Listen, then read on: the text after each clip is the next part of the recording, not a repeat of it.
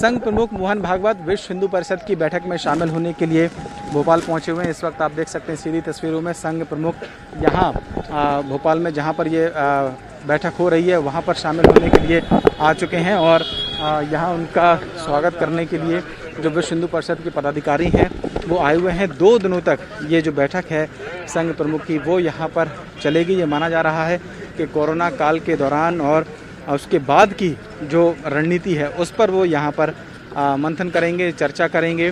हालांकि संघ प्रमुख का ये जो दौरा है वो 2 महीने के भीतर ही यहाँ पर वो तीसरी बार भोपाल आ रहे हैं। इससे पहले वो ठेंगड़ी भवन में आए थे जहाँ पर मध्य और मालवा प्रांत के जो पदाधिकारी हैं उनके साथ में उनकी बैठक हुई थी और फिर उससे पहले भी शारदा विहार में उन्होंने एक बड़ी बैठक ली थी। उपचुनाव से ठीक पहले संघ प्रमुख के ये जो दौरे हैं वो भी कहीं ना कहीं सियासी गलियारों में चर्चा का विषय बने हुए हैं कि संघ की जो रणनीति में कहीं ना कहीं उपचुनाव भी शामिल हैं। हालांकि ये जो बैठकें हैं उनसे मीडिया को लगातार दूर रखा गया है, लेकिन जो जानकारियां हैं वो यही है कि संघ आने वाले दिनों की जो रणनीति है उस पर मंथन कर रहा है और उनको लेकर संघ प्रमुख लगातार देश भर में दौरे कर रहे हैं और मध्य प्रदेश में उनके दौरे लगातार जारी हैं। सिंधिया समर्थक और प्रदेश की कैबिनेट मिनिस्टर इमरती देवी के एक वायरल वीडियो को लेकर प्रदेश की सियासत में तूफान खड़ा हो गया है। एक वायरल वीडियो में मंत्री इमरती देवी ये कहती हुई सुनाई दे रही हैं कि सत्ता और सरकार जिस कलेक्टर को कह दे वो सीट जिताने का काम कर देगा। उपचुनाव से पहले मंत्री इमरती देवी का ये वीडियो अब प्रदेश में तेजी के साथ वायरल हो रहा है।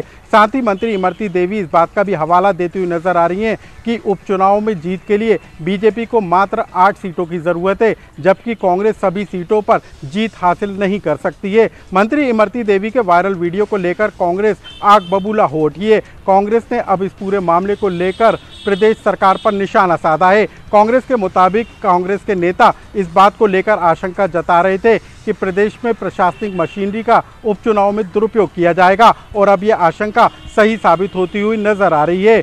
प्रदेश कांग्रेस के प्रवक्ता नरेंद्र सलूजा ने कहा है कि इस पूरे मामले को लेकर अब कांग्रेस पार्टी चुनाव आयोग में शिकायत करेगी और आयोग से इस बात की मांग की जाएगी कि कैबिनेट मिनिस्टर इमरती देवी को पद से हटाया जाए। साथ ही उपचुनाव वाली सीटों पर तैनात अफसरों को भी हटाने की मांग कांग्रेस पार्टी करेगी। बीजेपी के बाद अब ग्वालियर में कांग्रेस का मेगा शो होने वाला है। पूर्व मुख्यमंत्री कमलनाथ ग्वालियर के 2 दिवसीय दौरे पर आ रहे हैं, जहां वो कांग्रेस के चुनाव प्रचार का बिगुल फूकेंगे। ग्वालियर चंबल के चुनावी रण में ज्योतिरादित्य सिंधिया के बाद अब कमलनाथ की एंट्री होने वाली है। कल से पूर्व सीएम कमलनाथ का 2 दिवसीय ग्वालियर दौरा शुरू होगा। कल दोपहर 12 बजे कमलनाथ ग्वालियर एयरपोर्ट पहुंचेंगे, जहां से वो रानी लक्ष्मीबाई समाधि स्थल पर रवाना होंगे। हालांकि ग्वालियर जिला प्रशासन ने सुरक्षा कारणों के चलते कमलनाथ के रोड शो को मंजूरी नहीं दी है। बावजूद इसके रास्ते भर कांग्रेस कार्यकर्ता और नेता कमलनाथ का जोरदार स्वागत करेंगे। रानी लक्ष्मीबाई समाधि स्थल पर पूजा अर्चन करने के बाद कमलनाथ शाम के वक्त जनप्रतिनिधियों और अन्य लोगों से मुलाकात करेंगे।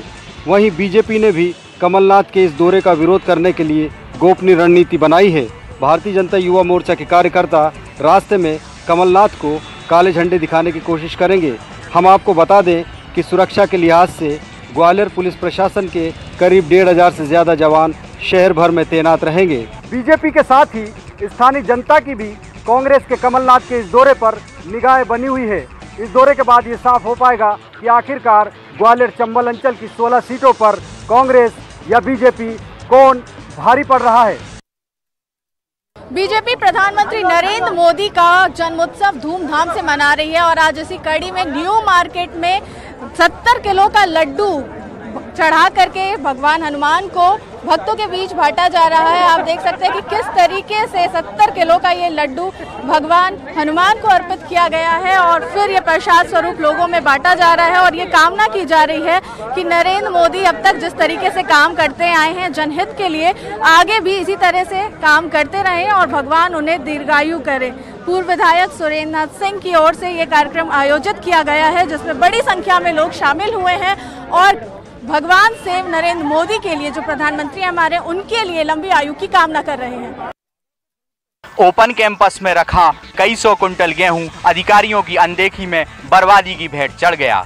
पिछले दिनों किसानों से समर्थन मूल्य पर गेहूं खरीदी की गई थी, जिसका सही भंडारण व रखरखाव न होने से गेहूं बर्बादी की भेंट चढ़ गया। मामला सागर जिले के खुरई के पास करमपुर गांव का है, जहां पिछले दिनों हुई गेहूं की खरीदी में सीमेंट के चबूतरे बनाकर गेहूं की बोरियों को रखकर पॉलीथिन से ढक दिया था, लेकिन पिछले दिनों हुई तेज बारिश से पानी लगने से गेहूं खराब हो गया। राशन वितरण प्रणाली में बांटने के लिए राशन दुकानों पर यह गेहूं वितरित किया जाता है, जो कि गरीबों की थाली में यह खराब गेहूं पहुंचेगा। हालांकि इस पूरे मामले में अभी जिम्मेदार अधिकारी कुछ भी कहने से बचते नजर आ रहे हैं। यदि अधिकारी बारिश के समय इस तरफ ध्यान देते तो शायद यह गेहूं बर्बादी की भेंट चढ़ने से बच जाता। बालाघाट पुलिस को एक बड़ी सफलता मिली है। पुलिस ने 50 लाख के इनामी नक्सली को गिरफ्तार किया है, जबकि एक नक्सली के मारे जाने की खबर है। बालाघाट पुलिस लगातार नक्सली मूवमेंट पर नजर रखे हुए थी। पुलिस को इंटेलिजेंस से जानकारी मिली कि बस्तर कमेटी के विस्तार दलम का कमांडर बादल सिंह मरकाम अपनी टीम के साथ गढ़ी इलाके के आसपास घूम रहा है। बादल सिंह मरकाम पर 50 लाख का इनाम है। उसके खिलाफ छत्तीसगढ़ और मध्य प्रदेश के नक्सल प्रभावित जिलों में कई मामले दर्ज हैं। कई जिलों में उसके खिलाफ इनाम भी घोषित किया गया था। गढ़ी के पास बांदा टोला में पुलिस और हॉक फोर्स की टीम ने नक्सलियों की घेराबंदी की तो उन्होंने पुलिस पर फायरिंग शुरू कर दी। पुलिस ने भी जवाबी कार्रवाई करते हुए फायरिंग की। इस मुठभेड़ में 50 लाख का इनामी नक्सली बादल सिंह मरकाम गिरफ्तार हो गया, जबकि एक अन्य नक्सली को भी पकड़े जाने की जानकारी मिली है। साथ ही एक नक्सली के मारे जाने की भी खबर है। पुलिस का सर्चिंग ऑपरेशन लगातार उस इलाके में चल रहा है। इसके अलावा छत्तीसगढ़ सीमा से लगे इलाकों में अलर्ट भी जारी कर दिया गया है। इंदौर में अब भी कोरोना का कहर जारी है। बुधवार देर रात जारी हुए कोरोना के मेडिकल बुलेटिन में 381 नए कोरोना संक्रमित मरीजों की पुष्टि हुई है। वहीं 24 घंटे में 6 मौत की भी जानकारी सामने निकल कर आई है।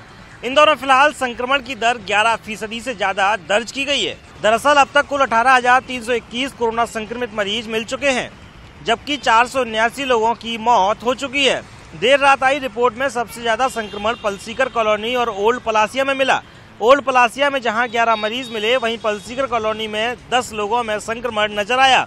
इसके अलावा 216 क्षेत्रों में मिले संक्रमित में से 7 ऐसे क्षेत्र हैं जहां पहली बार संक्रमण पहुंचा है। कोरोना संक्रमण की रफ्तार जून जुलाई में धीमी होने के बाद अब शहर में तेजी से पीक पकड़ रहा है। पहले 9,000 मरीज 142 दिन में मिले थे।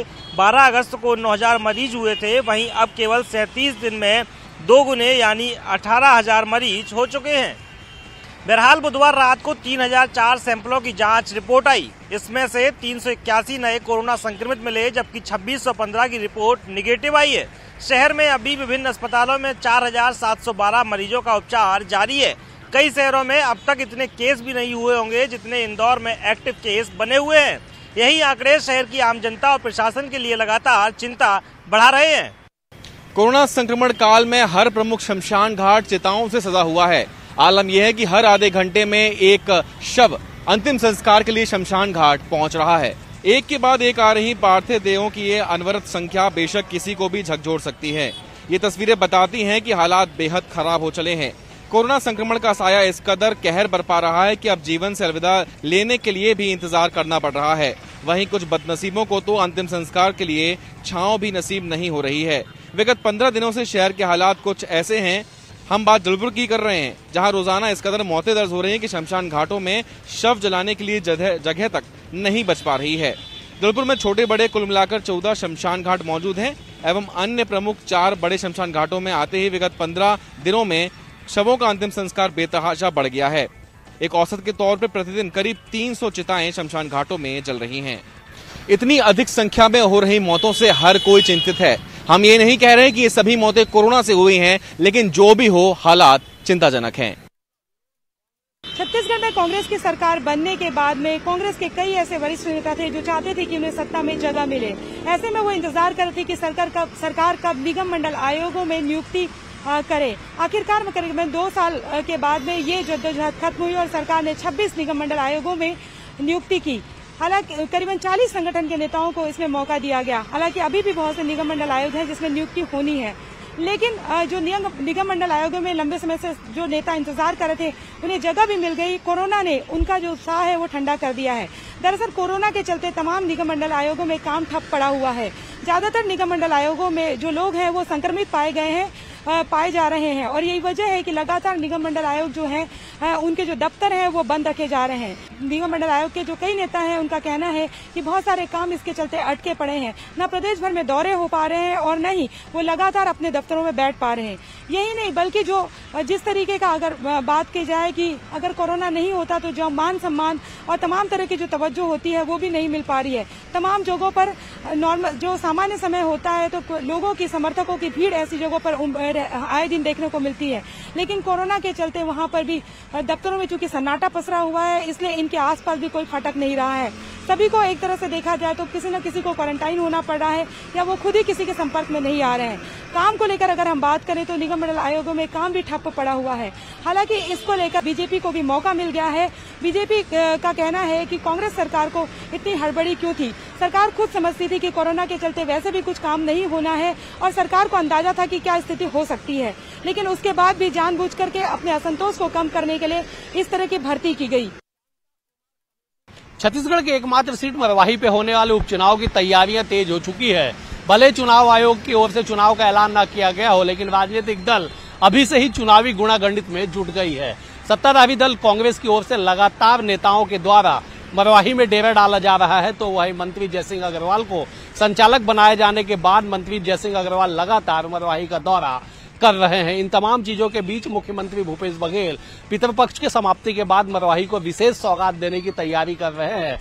तो वहीं इन तमाम राजनीतिक घटनाक्रम के बीच विपक्षी दल बीजेपी सत्ताधारी दल को पछाड़ के इस उपचुनाव में जीत का दावा कर रही है। तो वहीं जोगी कांग्रेस की बात कर ली जाए तो जोगी कांग्रेस का दावा है कि बीजेपी और कांग्रेस दोनों को परास्त करते हुए अजीत जोगी के निधन का सिंपैथी और अजीत जोगी के काम और जोगी कांग्रेस के संघर्ष के दम पे और मरवाही की सीट विजय हासिल करेगी। बहरहाल देखना होगा कि तमाम राजनीतिक गुणागणित और तमाम राजनीतिक समीकरण के बीच जनता जनार्दन आखिरकार मरवाही का सिरमौर किसे चुनती है और क्या ये सीट कांग्रेस के पास, बीजेपी के पास या फिर जोगी कांग्रेस के खाते में फिर से जाती है। सूरजपुर जिले में बढ़ते कोरोना संक्रमित मरीजों के बीच लोगों के लापरवाही की तस्वीरें भी आए दिन सामने आ रही है। दरअसल सूरजपुर नगर पालिका के सब्जी बाजार समेत नगरीय निकाय इलाके और ग्रामीण इलाकों में सब्जी बाजार में उमड़ती लोगों की भीड़ कोरोना संक्रमण के खतरे को न्योता दे रही है। इन सब्जी बाजारों में ना ही सोशल डिस्टेंस नजर आता है और न ही मास्क, जहां लोगों को जागरूक करने के लिए प्रशासन कई निर्देशों के साथ जुर्माना वसूल तक कर चुकी है। ऐसे में बढ़ते कोरोना काल में एक ओर प्रशासनिक सख्ती का अभाव है तो दूसरी ओर लोगों की सतर्कता लापरवाही में तब्दील हो रही है। गौरतलब है कि जिले में अब तक 954 मरीजों में 436 मरीज ठीक हो चुके हैं और 512 मरीजों का इलाज जारी है। लेकिन सब्जी बाजारों में कोरोना संक्रमण से बचने के उपायों पर लोगों की लापरवाही भारी पड़ते नजर आ रही है। फिलहाल जिले में प्रशासनिक शक्ति का अभाव और सब्जी बाजारों में उमड़ती लोगों की भीड़ की लापरवाही कोरोना संक्रमण को न्योता देते नजर आ रहा है। राजनांदगांव जिले में कोरोना का कहर लगातार बरकरार है। अब तक 60 लोगों की मौत जिले में हो चुकी है और वहीं हम आपको बता दें कि जिले में लगभग 6000 लोग इसके संक्रमण की चपेट में आ चुके हैं और लगभग 3100 से अधिक लोग ठीक होकर अपने घर पहुंच चुके हैं डिस्चार्ज होकर। वहीं लगभग 2800 जो लोग हैं उनका उपचार अभी भी जिले के अलग अलग अस्पतालों में जारी है और इसे देखते हुए स्वास्थ्य विभाग और जिला प्रशासन अलर्ट है और कहीं ना कहीं लगातार जो कोरोना के बढ़ते मामले हैं और जो कोरोना का जो फैलाव जिले में होता जा रहा है उसे देखते हुए स्वास्थ्य विभाग की नींद उड़ी हुई है और स्वास्थ्य विभाग और जिला प्रशासन ने जिले में अलर्ट जारी कर दिया है। और लगातार जो ये मामले सामने आने से और जो सर्दी खांसी के जो मरीज़ हैं वो सामने आ रहे हैं, इसके बाद जिला प्रशासन और स्वास्थ्य विभाग ने उनसे अपील की है कि ऐसे जो मरीज़ हैं जो सर्दी खांसी से पीड़ित हैं वो अपना उपचार और टेस्ट लगातार जो केंद्र हैं जो बनाए गए हैं जिला प्रशासन और स्वास्थ्य विभाग के द्वारा वहां आकर कोरोना का टेस्ट कराएं और संक्रमण से बचें और दूरी बना के रखें, घर में रहें, सुरक्षित रहें। इसका भी अपील जो है वो लगातार जिला प्रशासन और स्वास्थ्य विभाग के द्वारा किया जा रहा है और कोरोना का कहर कहीं ना कहीं जो लोगों के लिए चिंता का सबब बनते जा रहा है। धमतरी के एक रेत खदान में फिर से वही घटना दोहराई गई है कि एक जिला पंचायत सदस्य पर कुछ लोगों ने हमला किया है और उसकी शिकायत पुलिस ने की गई है। फिलहाल पुलिस ने 5 लोगों को हिरासत में लिया है और विवेचना जारी है।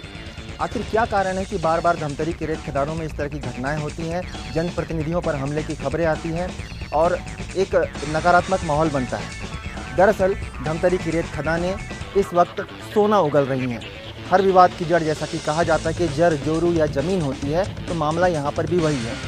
सोना उगलने वाली इन खदानों के फ़ायदे में हिस्सेदारी के लिए अलग अलग लोग अलग अलग तरीके से जुगाड़ में लगे रहते हैं। इसमें कोई शक नहीं कि प्रशासन और विभिन्न विभाग, जिसमें खनिज विभाग भी शामिल है, इस रोक टोक को, इस बेईमानी को, इस काले धंधे को कहीं ना कहीं से अप्रत्यक्ष रूप से समर्थन भी करते हैं और आरोप भी लग रहे हैं कि अब तो क्या उनकी भी हिस्सेदारी, ऐसे सवाल भी पूछे जा रहे हैं। जब तक सरकार अपनी रेत नीति को इस तरह से फिट नहीं कर देती कि इसमें कोई विवाद न हो और सब कुछ आर पार पारदर्शिता बरते, तब तक इन खदानों में इसी तरह के विवाद चलते रहेंगे।